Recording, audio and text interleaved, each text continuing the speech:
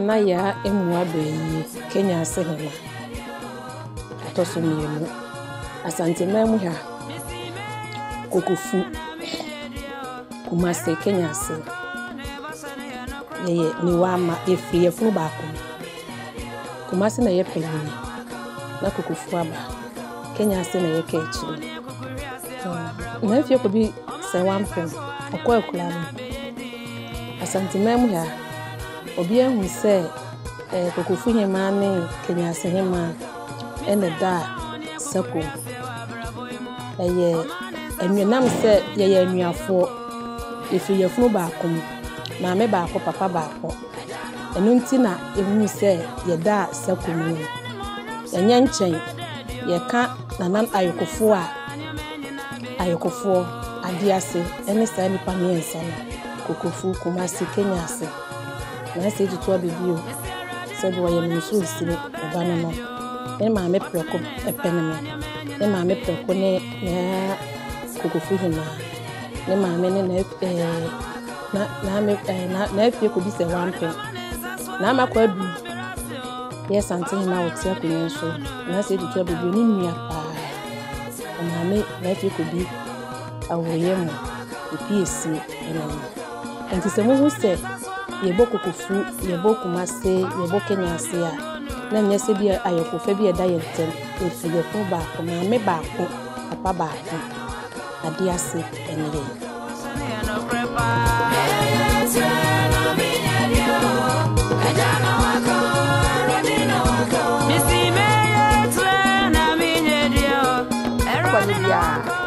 Emiam na Kenya se hima na ba yi a wotoso mienu kurawura ye chiame ya amra eneme na da ya nanafo nana nkonya sofo ane nkonya adaroma omba so ne da ye pa da ya wo so no eho ade hu na abai ti nana so da ye no se da bi enkwala yi ade ya bai ade hu nyame asese afi and eba ya de bi nye Kenya se ni bi akola school ni bi ada nso ade hu nyame ase eni tia ta na tie dia oba so wo matene na watoto sa no ma ye di cut paper yensa ene dia de ewohoro yensa ene bibia fidie nyina aka ho kwa ne bo ho no ma sabi na bia na wo mu ni ani so adi go se ye sua de ana de ni nyina aba nte na no nda ye so na ne na no onana mo be so no so pese wo makure Kenya se kure ne Kenya se su etumpo mo bia hu se te na Kenya se hima on so wo dwene kure no ho so ampa te na na se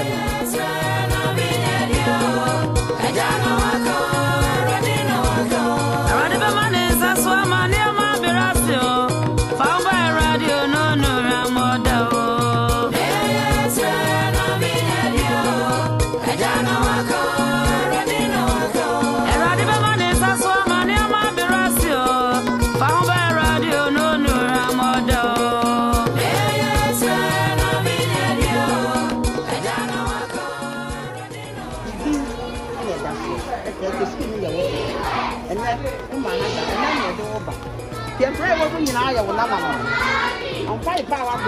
the school is so cheap. The great question is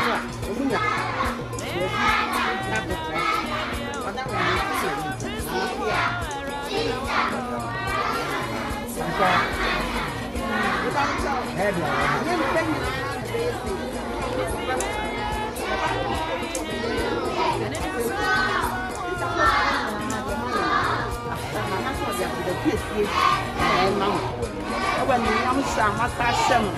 not creating what I'm at. One person and I'm not saying, you're one year, I'm trying to. Now, I'm thank you for the honestly, I'm going to see him trying to get money and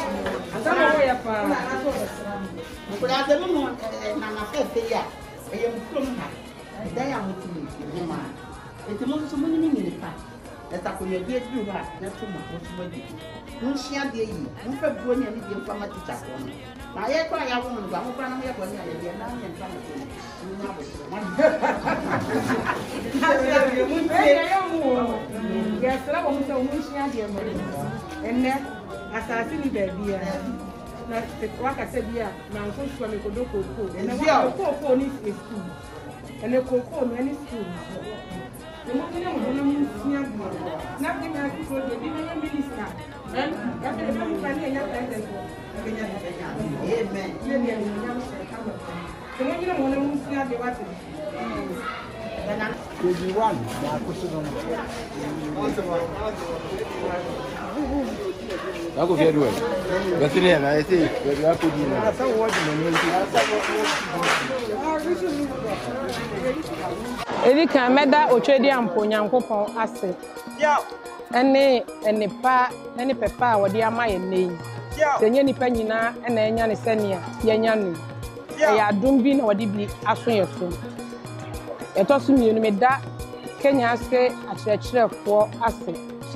Ene omode mba omode ahye ekure. Ene animonyam omode ahye ekure. Omo bua ye ema education akoso awo Kenya ase man mu. Ene ye hwɛ atete no na ye maame no ne nananom fuo koko no omode ye. Ene asase ni baabia. Ye daachi ene ye man ne ye nananom. Ye daachi no wo mo. Tide bia ye koye nkotodwa anim esre Nyankopon se ommoa ye na ye mma ne ye nananom ye de ma bedua asase so no nyame emie wo madwunum na wo ntimi nsua de enkonkan ema ni monyam enka Kenya ase ma ne kwa abele ma ne asanteman ne wo ma ga na nyina de bia ye sre Nyankopon se ommoa ye nananom ye koye nkonwa anim so a ye sre nananom se ommoa efiri se tete no na school ni baabia se ye tu ye ni hwe ye ni ye tentene so a school day is Abrosen. Yes, in 1946. A year said me ba, them also Ajima when you baby for no Kenya say hene. One on a time and obesity says school she say, not school at Danakoma. What's the name? Son, your man, you're not baby.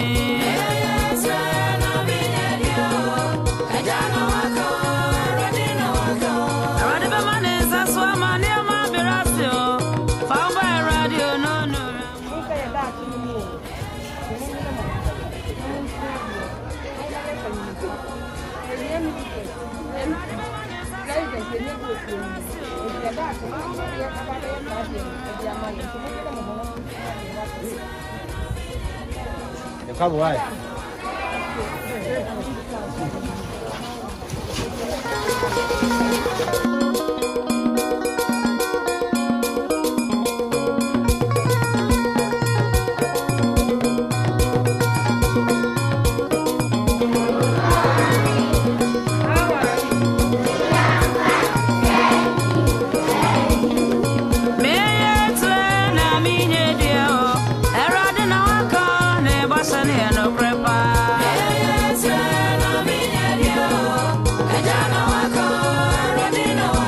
It's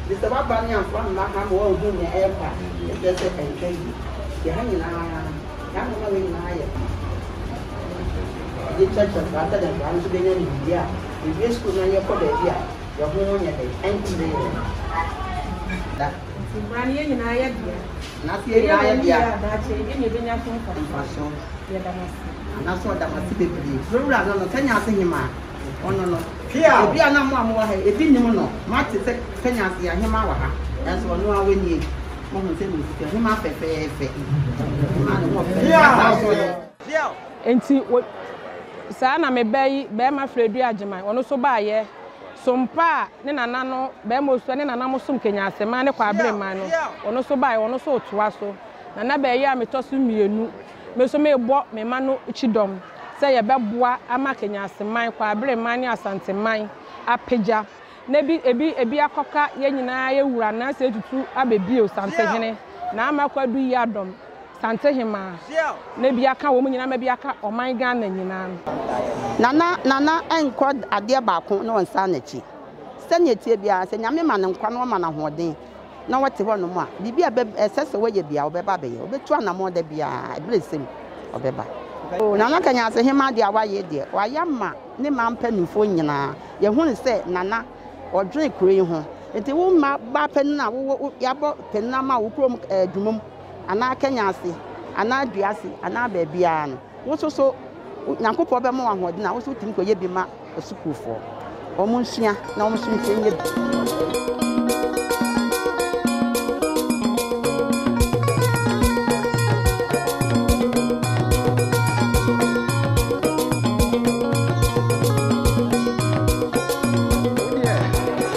Mijina school sa ewo ha nyina eye Kenya ase MA primary A ni B na ni JSS A and B na mada nana oba hima Kenya ase hima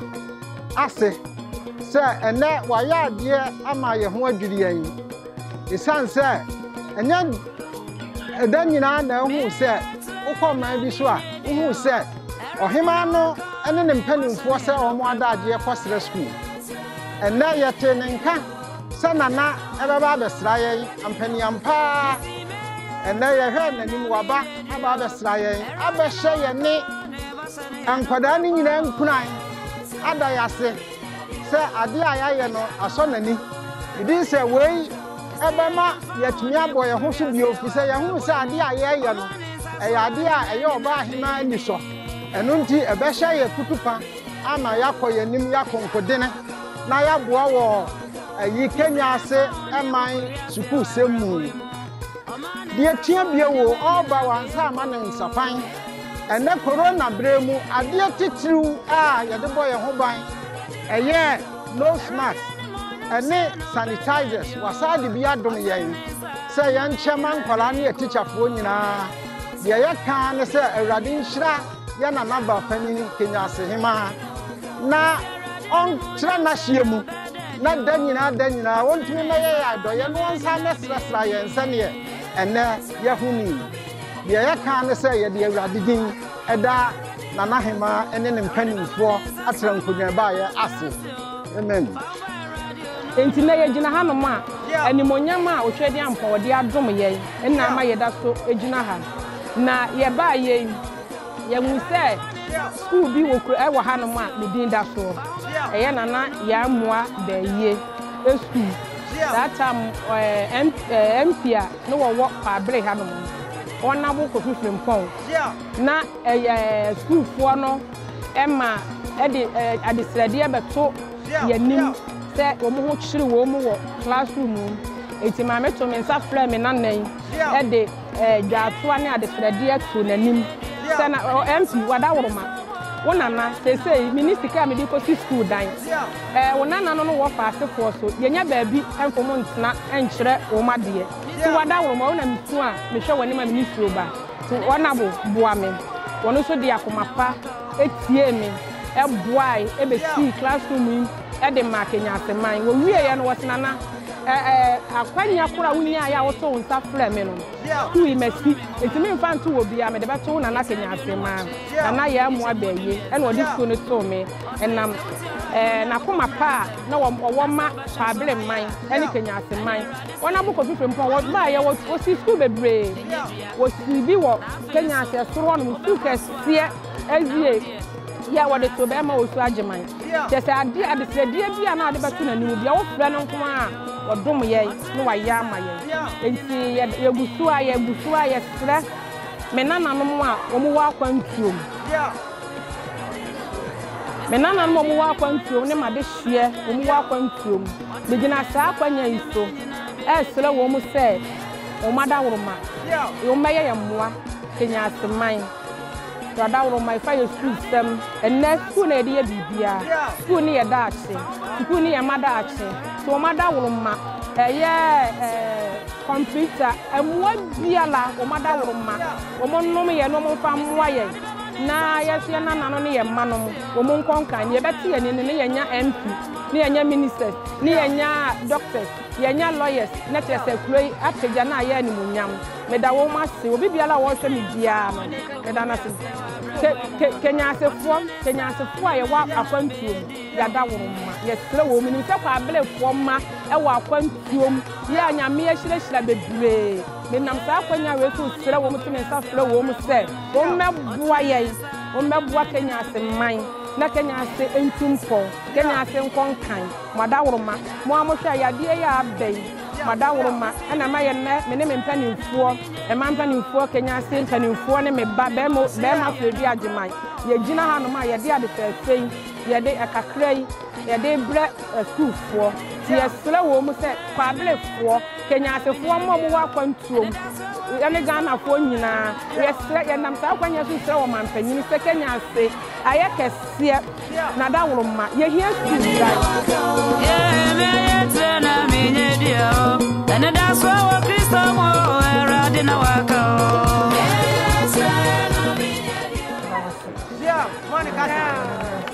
Kura Father Roma, send me a church for Sikasen. Almost the Dikai, almost there, Osro, Nyansa, and William and Fama. They are tossed to be a moon at the Fafa Yama woman, almost a brother so. And can come for Naya with the tea animal, echo to the bed to the upper round to Fabisiano. One who baby a year, one who baby a teachma, baby so a any, and also so almost that was it. And what you know. Ade awaye de abro o madwene enti ase so eti sa no mai kra adina wodwene nya ya wodwene ya eninti ene da ene wukuei ene ye woda ene ka wumpie nanso bibi panti a fenti enti na na wapie upie ya wo fa apro aba nkɔ no pa no bebe a wode aba nyina wo mo se ya som eye ye fe pa esi ni kaje ni ase da na emom wo mo se se nyame ma wo adwene mo nti ase o ma wo koduro nipa boni ni bia woti sa krobia yi mu anankonya sofo yi bia na ye mia meda kwa woti ame no mo sa me do ho adwen boni a ene papa yi ono aneni o mo so se yate nkonya sofo nyina so o mo da mo nyina ase bu o kwa ohima be ho no ma o ko ba bia o probi na akokora wonya obi na fi bia na fi se pesami nkumi nyanti na na so wonte sa o fraye tu yafo kan ye nyina ache na tabase te na na ta de achechefo nyina AMB wo etu mi rei ana mi bei so won last no nti ati da piesie ene ye nyina ye kan no ya boa no ni adase ye dase eburu